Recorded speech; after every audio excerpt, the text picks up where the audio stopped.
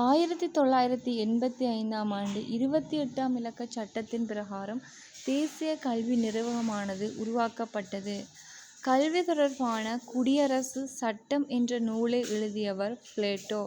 முதலாவது தேசிய பாடசாலை காலி ரிச்மண்ட் கல்லூரி.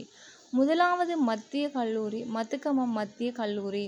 இலங்கையின் முதலாவது கல்வி அமைச்சர் C.W.W. கன்னகரா. 13வது திருத்தத்தின்படி கல்வி தொடர்பான சில மத்திய அதிகாரங்களானது மாகாண சபைக்கு வழங்கப்பட்டது.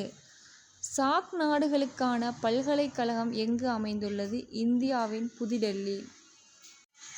கல்வி முறையில் தேர்வுகளை அறிமுகம் செய்த நாடு சீனா. குறைந்த வலயக்கல்வி அலுவலகங்களை கொண்ட மாகாணம் சப்ரகமுக.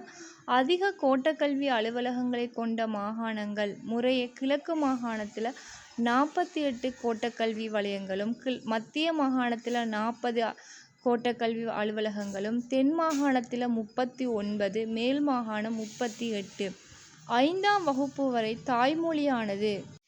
தாய்மொழி கல்வி கட்டாயமாக்கப்பட்டது 1939ஆம் ஆண்டு. 2007ஆம் ஆண்டு இலங்கை பாதுகாப்பு பல்கலைக்கழகம் உருவாக்கப்பட்டது. 2008ஆம் ஆண்டு தொழில்நுட்ப பல்கலைக்கழகம் உருவாக்கப்பட்டது.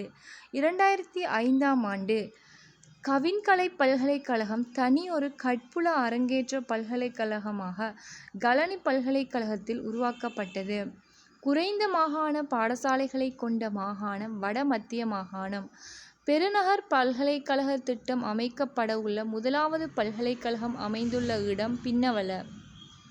தேசிய கல்வி ஆணைக்குழு உருவாக்கப்பட்ட ஆண்டு 1991ஆம் ஆண்டு. தேசிய கல்வி ஆணைக்குழுவின் பதவி காலம் 5 வருட காலம். 1893ஆம் ஆண்டு முதலில் மருதானை தொழில்நுட்ப கல்லூரியானது உருவாக்கப்பட்டது. 2009ஆம் ஆண்டு ஆரம்பிக்கப்பட்ட தொழில்நுட்பத்துறை சார்ந்த பல்கலைக்கழகம் தொழில்நுட்பவியல் பல்கலைக்கழகமாகும். இது 2008ஆம் ஆண்டின் 31ஆம் இலக்க பாராளுமன்ற சட்டத்தின் கீழ் ஸ்தாபிக்கப்பட்டது. NVQ நேஷனல் வொகேஷனல் குவாலிஃபிகேஷன் தேசிய தொழில் தகைமைச் சான்றிதழ். தொழில்நுட்பம் சார்பாக பட்டம் வழங்கும் பல்கலைக்கழகம் யுனிவோடெக் ஆகும். சாக் நாடுகளில் மொத்த தேசிய வருமானத்தில் கல்விக்காக அதிக தொகையை ஒதுக்கும் நாடு இலங்கை. உலக ஆசிரியர் தினத்தினை சிபாரிசு செய்த இலங்கையர் மெண்டிஸ் 1994ஆம் ஆண்டு. இலங்கையிலுள்ள ஆசிரியர் பயிற்சி கல்லூரிகளின் எண்ணிக்கை 8. தேசிய கல்வியியல் கல்லூரிக்கு பொறுப்பாக உள்ள அலுவலரின் பதவிப்பெயர் கல்விக் கல்லூரிகளின் பிரதம ஆணையாளர்.